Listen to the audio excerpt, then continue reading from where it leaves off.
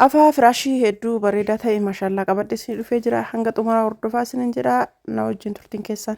Warahmatullahi wabarakatuh. Shama akka fuunee kabajamtootaa fi jaalamtoota uummata Oromoo jirtu bakkuma jirtanitti nagaa fi kabajaan kennaa kan humna qulqulluu irraa madde isin biraa yoo isiniin jecha ashama akka fuunee warroonni kiristaanaallee amantii fi kutaadhaan osoo adda hin qoodin warroonni biyya keessaatii fi biyya alaa jirtanillee bakkuma jirtanitti nagaa fi kabajaan kiyya isin biraa eegamu isin jecha walirraa bannee turre anillee hin beekaa isinillee hin beektanii warroonni goggaatanii qalbiin keessan guyyaa guyyaarraa viidiyoo kiyya eegdanii fi hedduu naagalatoomaa isin galateeffadha sababa isinirraa baddeefillee isin himee ture warri keessaan hin beektan keessaanuu hin beektan warri keessaan waliin haasa'atan hin beektanii warri keessaan quba hin qabne dammoo xiqqoo waan dhukkubee isinirraa baddee hundumti keessanuu rabbi siyaafi jedha du'aa inaa godha jiin amma itti seenne kunillee ji'a kabajamaa ji'a ulfaataadha walumaa galatti warroonni muslima taatan hundumti keessanuu baga itti isiniin gahee jala bultii ramadaanaa isiniin jedha hedduu hundumti kennaayyuu nama hunda osoo hin taane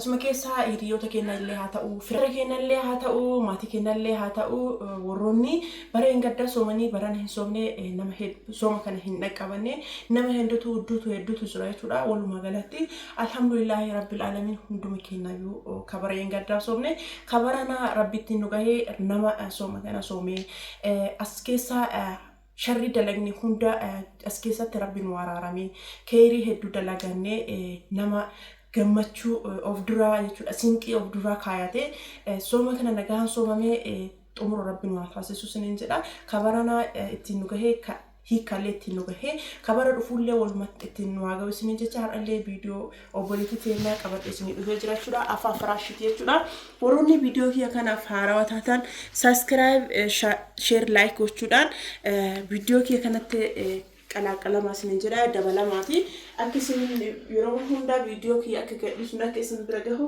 taasisaa isinin jedha viidiyoon kiyya har'aa akkana fakkaata afaan firaash akkasuma rakabooti diimlaayitii isinii isaa abbaa firee 12 wajjin haala kanaan isinii qopheessinee jirra maashaallah baay'ee bareeda rakabooti kana namoonni jaalatan bitachuun irraanfatinaa isinin jedha birri 4,000 yeroo hundumaayyuu nu biratti hin argama jechuudha amma dabalee jira jedhanii nu garuu hanga ammaatti 4,000 hojjetaa turre namni na biratti hin beekne hin jiru namni hunduu namni kastamarii yookaan hordoftoota kiyya ta'e kamiyyuu hin beeku jechuudha.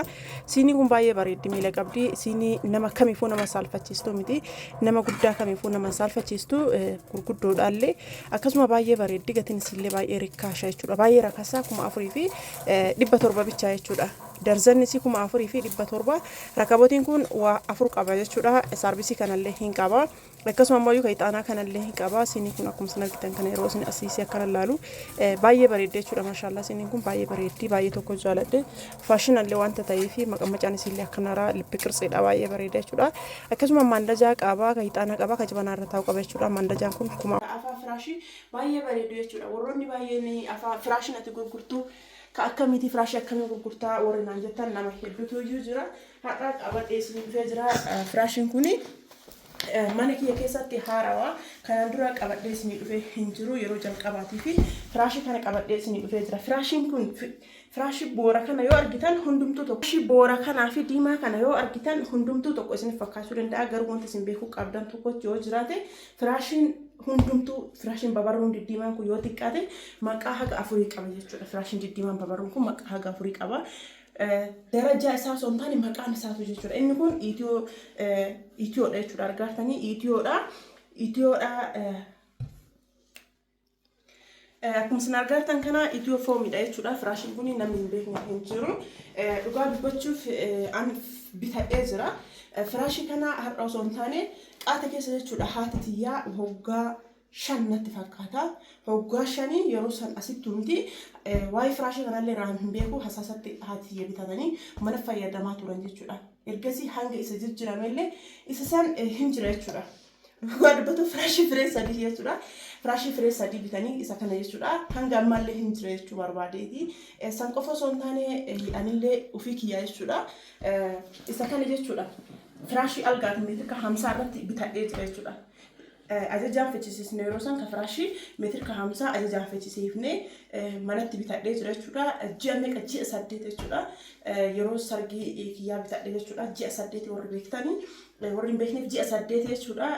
Ji'a 8 kanatti uummata akkayyuu wallahi achirraallee hin socho'an akkanumatti jira jechuudha. Sababa sana jecha obboleettiin ta'inaa firaashii oriijinaalii naaf naqite yoo akkana qabdan laala argatanii akkanuma walitti deebi'a. Garuu akkasumatti jechuudha firaashiin kun haga waggaa shanii hin ta'a jechuudha firaashiin kun. Haga waggaa shanii hin ta'a obboleettiin ta'inaa kana naaf naan jettee bitee kan duraan bitaa ture sun meeqa birrii 1,200 jechuudha. Yoo barbaadan 2,600 hin jira. Inni sunillee garuu uummata akkayyuu hagas maraa miti. Firaashiin maan kana qixxaa'u tokkochuu hin jiru kun 2,800 isaa baay'inaatiin isaa bafireeti yoo ta'e 3,000 jechuudha. Firaashiin kana qixxaa'u tokkochummaan kanaan adda hin jiru. Yoo dandeettan boondii dibitadha. Yoo boondii dibitanni firaashiin kana qixxaa'u hin jiru. Yookaan boondii dimaa jechuun dandeettanii hin laafa. Tonfartiidha osoo irra ciiftanillee uummata akka jechuudha waggaa 3-4 akkasuma jira jechuudha irra ciisaa isin jalaalame ana amma akka irra ciisaa dhufan jechuudha ji'a 8 ji'a 8 akkasuma hin tuqamne jennaan ji'a 8 qallaalii naan jedhe namicha waggaa 5 naan jedhe nama islaamaatillee ana immoo waan fikiyaatti fayyadamee rufaatti waggaa 5 itti fayyadamanii yookaan waggaa 5 osoo hin gahin waggaa 4 keessatti kabraa bitanii jira waan ta'eef amma waggaa 5 caallee waggaa 5 ho'i haga maallee na jira jechuudha guutuu achi darban hin geenne jechuudha amma ijoolleetu iyyuu irra ciisaayyuu firaashii kan argaa irra bitadheera meetirka 50 ji'a 8 firaashiin achumarraa yoo ta'e yoo hin socho'an har'atanillee osoo gabaasanii haaramu akkana jechuudha. Walumaa gala firaashii kan bitachuuf namoonni barbaadan firaashii kun 2,800 isaa baay'inaatiin fireedhaan hin bitu baay'inaan bita waan ta'eef fireedhaan yoo bite ammoo 3,000 jechuudha. Warroonni bitachuu barbaadan jechuudha gatii saniin hojjechiifachuu hin dandeettanii isaa 2,800 isiniif bita jechuudha. Waan baay'ina bituuf isin qofaaf osoo hin taane warroonni akka isinii baay'ee waan jiruuf bakka tokko bita jechuudha. Bakka tokko bitee achuma isinii kenna. Sababa kana waan ta'eef jechuudha namoonni bitachuu barbaadan bitadhaa isiniin jedha sabaadha bal'inni isaa jechuudha sabaadha nam tokko ciibsa jechuudha walumaa galatti bal'inni isaa sabaadha sabaa jechuun kan nam tokko ciibsu jechuudha. Carqiin isaa immoo carqiin firaashii kana jechuudha. Carqiin firaashii kana keessa baasee osoo mul'ise ammoo isa kana jechuudha maashaallah kinooti jechuudha akkuma isin argitan kana carqii kana karariin isaa kun kararii maali isin fakkaata adiillee miti garuu kireemiidha. Karariin kun adii miti kireemiidha namoonni hojjechiifachuu barbaadan hojjechiifadhaa isin jira carqiin firaashii kunillee gatiin isaa kun hin dabala jechuudha.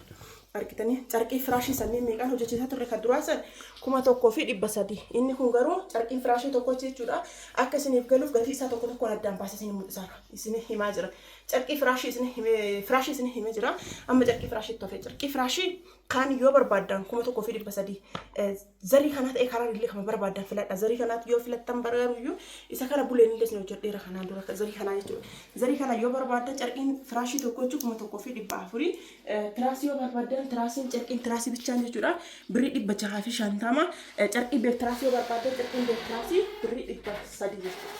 Carqiin beek tiraasii birrii 300 carqiin tiraasii ammoo birrii 650 warroonni bitachuu barbaadan carqiin lamallee haa ta'u sadillee haa ta'u sun fedha keessanii akkaataa fedha keessattiin akkaataa barbaadanii bitachuu hin dandeettan isin jedha.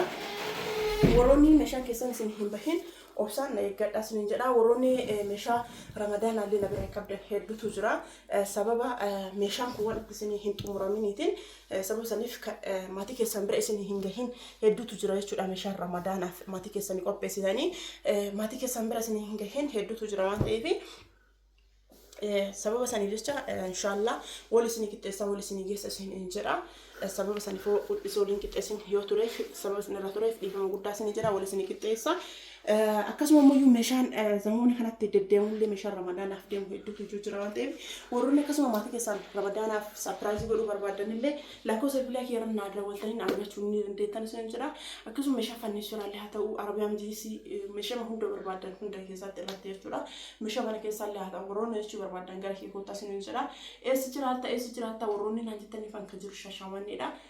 Naannoo isin barbaadanii fi biyya keessan isin ergeessuu ni danda'a isin jira naannoo Oromiyaa kana ta'eef warroonni biyya fagoorraa jechuudha meeshaa kiyya kana jaalattanii viidiyoo kiyya kun isinitti tole meeshaan kiyya isinitti tole na jaalattanii narraan dhuftanii fageenyi walirraa nu daangesseef an boota guddaa isin qabaa isin jaaladhaa isin kabajaa garuu sababa bootaatiin isin geessuu hin danda'u warroonni ammallee Wallaggaa Jimmaa akkasuma biyya garaa bara jirtan ani kan isin danda'u Addis Ababa isin geessuu hin danda'a warroonni Harar naannoo kunillee Adama isin geessuu hin danda'a Adama fi Addis Ababa isin geessuu hin danda'a biyyi biraa immoo baay'ee narraa fagaatu jechuudha.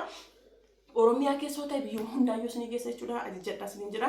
Carqii firaashii fi carqii tiraasii akkana fakkaatu kan maashaallah carqii bareedaa isinii qabannee dhufnee irra isiniin jira. Firaashii tiraasiin ispoonjii ammoo yoo barbaadan jechuudha. Tiraasiin ispoonjii baay'ee kwaalitii kataate jechuudha. Baay'ee oriijinaalidha jechuudha. Carqiin tiraasiin nuti jennuun baay'ee oriijinaalidha. Tiraasiin garaa isii keessaa tokko kun tokko jechuudha. Birrii 250 jira. Ka 200 jira. Isin yoo barbaadan ka 150 jira. Daraja 3 jira. Nu garuu yoo kabinu ka birrii 250 jechuudha. Warroonni barbaadan hojjechiifadha. Bitadhaa isin jira carqii oriijinaalii fi tiraasii oriijinaalii akkasuma firaashii oriijinaalii yoo barbaadan hojjechiifadhaa isin jira. Firaashiin kun haa gatiin ol bahee kan ta'e kan gatiin isaa qabu sun jira. Kan gatiin isaa qabu sun isin hojjechiifadhaa jira. Akkasuma carqii firaashii illee jechuudha. Hundumti isaatu kan gatiin isaa qabu waan jiruuf kan gatiin qannasuun isin hojjanna isin jedha. Yoo oriijinaalii barbaadan illee oriijinaalii maal isin hojjanna waan ta'eef isinirraa ka eeggamu gara keenya dhufuu qofaan bitadhaa hojjechiifadhaa isin jenna maashaallaadha akkana fakkaata jechuudha. Obboleettii tiyyaa kan nagaa siifaa ta'uu rabbi nagaatti si haa galchu yaada waraada kee rabbi si haa guutu. Rabbi nagaatti si haa galchu kan nagaa si haa ta'u isin jedha. Kasi dhiisee dhumaa siif haa ta'u. Maashaallah hedduu bareeda baay'ee jaalatte ana waan oriijinaalii fedha waan bareeda fedha jette. Akkasuma waan akka ati jaalattu waan oriijinaalii waan bareeda si hojjechiisee jira kinooti hin jaalatta jedhee abdii guddaa waan sirraa qabuuf jechuudha.